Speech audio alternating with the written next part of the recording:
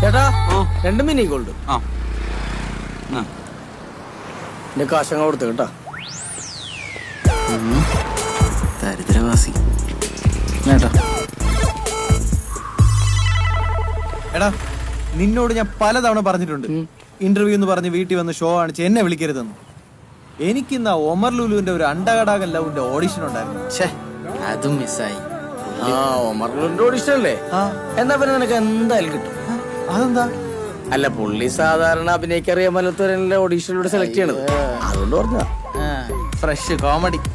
ഒരു കാര്യം ഞാൻ പറഞ്ഞേക്കാം, നിനക്ക് ജോലി വേണോ ഇന്റർവ്യൂവിന് നീ ഒറ്റയ്ക്ക് വെക്കോ, വെറുതെ എന്നെ വന്ന് ശല്യം ചെയ്യരുത്. അവിടെയാണ് ശിവ എന്ന ആത്മാർത്ഥ സുഹൃത്തിനെ നീ അണ്ടർ എസ്റ്റിമേറ്റ്. പിന്നെ നിന്നെ പോലുള്ള മണ്ടന്മാര് ഇന്റർവ്യൂ അറ്റൻഡ് ചെയ്ത കൂട്ടത്തില് കുറച്ച് ബുദ്ധിയുള്ള ഞാനൊക്കെ ഭയങ്കര സംഭവമാണ് ഇന്റർവ്യൂ പോലും തോന്നുന്നു. അങ്ങനെ എനിക്ക് ജോലി കിട്ടും. ഈ പെണ്ണ് കാണാനൊക്കെ പോകുമ്പോൾ കാണാൻ കൊള്ളാത്ത നിന്നെ പോലുള്ള പൊട്ടന്മാരെ കൂടെ കൊണ്ടുപോകില്ല. ആ ഒരു ടെക്നിക്കാണ് ഞാൻ ഇതിൽ ഉപയോഗിച്ചത്. എങ്ങനെയുണ്ട്? അങ്ങനെയാണെങ്കിൽ നിനക്ക് നിന്റെ തന്തയെ കൂടി വിളിക്കായിരുന്നു. പക്ഷേ അതിന് ചെറിയൊരു പ്രശ്നമുണ്ട്. എന്ത് പ്രശ്നം? നിന്റെ തന്തയല്ല എന്റെ തന്ത.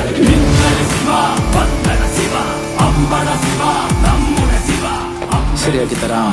ഈ ജോലി കിട്ടിയ തുടക്കത്തില് തന്നെ 35,000 രൂപ ശമ്പളം കിട്ടിയാലല്ലേ? പിന്നെ അലവൻസ്, ഗ്രാറ്റുവിറ്റി,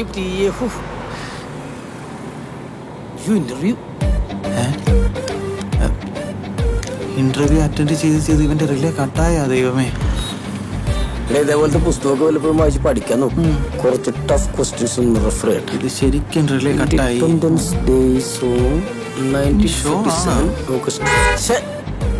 എന്താ എന്റെ എന്റെ കോൺസെൻട്രേഷൻ കളയല്ലേ? ഞാൻ പ്രിപ്പയർ ചെയ്തിട്ടില്ലേ? ഇവനിട്ടൊരു മുട്ടം പണി കൊടുക്കാം.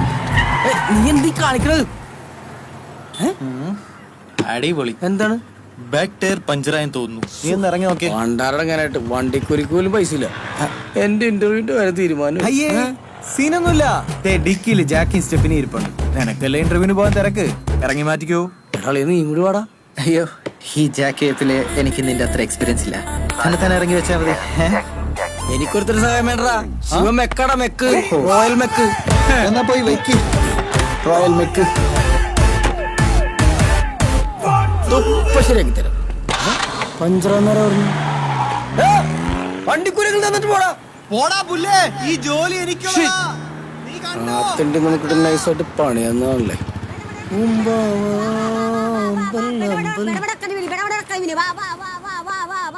ചേച്ചി എന്താടാ ശിവ, മീൻ മേടിക്കാൻ വേണ്ടി വന്നാണോ?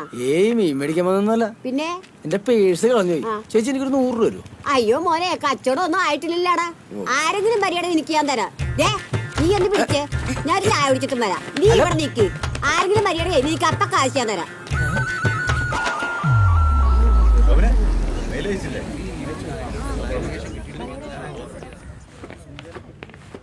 കേരളത്തിലെ മുഴുവൻ ബിടെക് വിദ്യാർത്ഥികൾക്കും മാതൃകയായിരിക്കുകയാണ് ഈ യുവാവ്. കുടുംബം പുലർത്താൻ വേണ്ടി മീൻ വിൽക്കാൻ എത്തിയ ബിടെക് ബിരുദധാരിയാണ് ശിവ.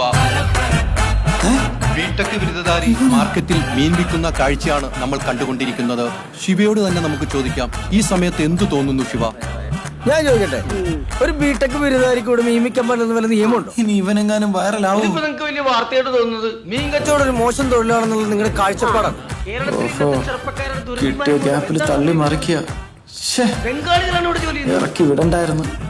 എല്ലാ തൊഴിലും അതിന്റേതായ മാന്യത ഉണ്ടെന്ന് കരുതുന്ന ഒരാളാണ് ഞാൻ. ചേച്ചി, ശിവയെ കുറിച്ച് എന്താണ് പറയാനുള്ളത് ചേച്ചിക്ക്? ശിവ ഞങ്ങളുടെ മുത്തല്ലേ. ഈ കഴിഞ്ഞ പ്രളയത്തിൽ ഞങ്ങളെയൊക്കെ ജീവൻ ഇട്ടിച്ച സൂപ്പർമാനാ, സൂപ്പർമാൻ. ടോവിന കേക്കണ്ട.